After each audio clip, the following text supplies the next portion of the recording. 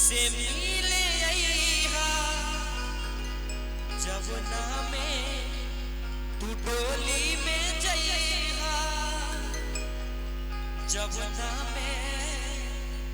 पिया के हो जइहा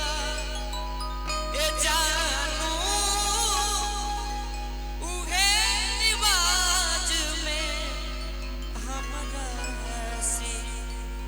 मिले अइहा ए जानू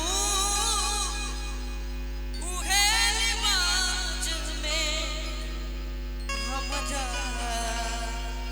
से मिले अइहा।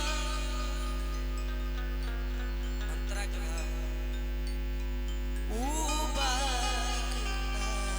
बगीचा सब सोने लगेला। वो प्यार वाली गीतिया बेथून लागेला चाचा लेकिन आई लड़का प्यार करता बस कर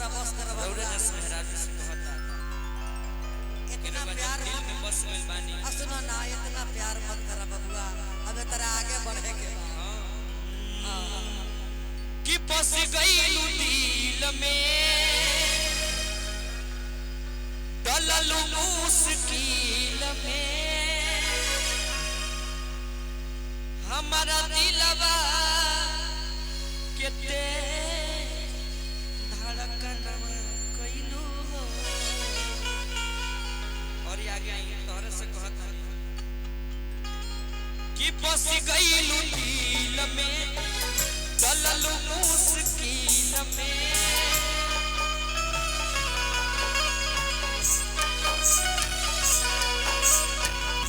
बस गइलू दिल में डललू मुश्किल में हमरा दिलवा के तेज धड़कनवा कइलू तो ताल बदल जाई कि अरे ध्वनि तोहरे कारणवा मनवा लागत नहीं खे काहे तू सपनवा भइलू कि अरे ध्वनि तोहरे कारणवा मनवा लागत नहीं खे काहे तू सपनवा भइलू। एक मिनट भैया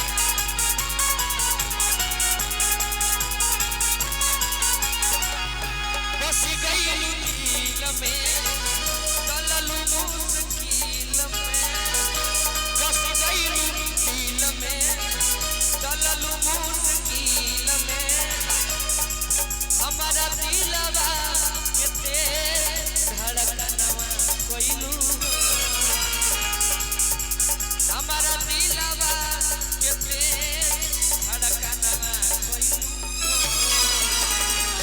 कि अरे ध्वनि तोहरे कारणवा मनवा लागत नहीं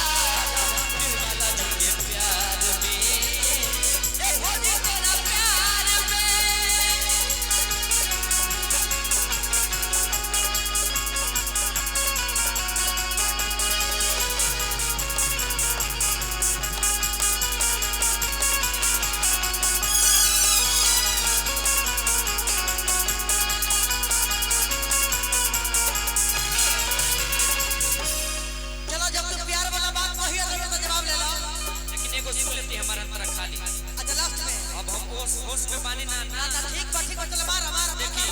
अब हम जाके जब सुतत तनी उठत तनी बैठत तनी चाहे कुछ करत तनी तरह उड़े याद आवता का कि सूती चाहे जागीला अरे नाम तोहर धके का जाने का चली गई लुका के कि सूती चाहे जागीला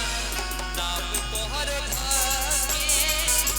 का जाने का चली गई लुका के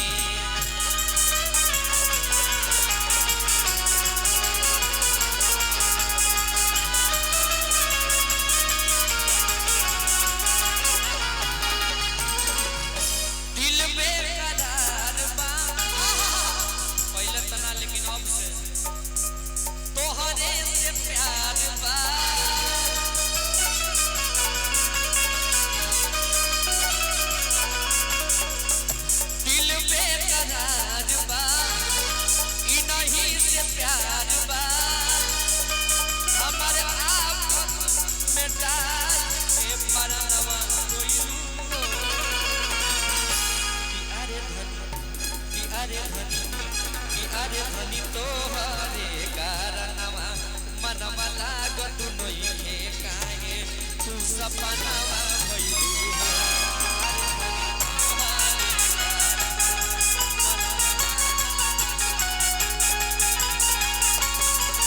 अरे धनी तोहरे कारणवा मनवा लागत नइखे काहे तू सपनावा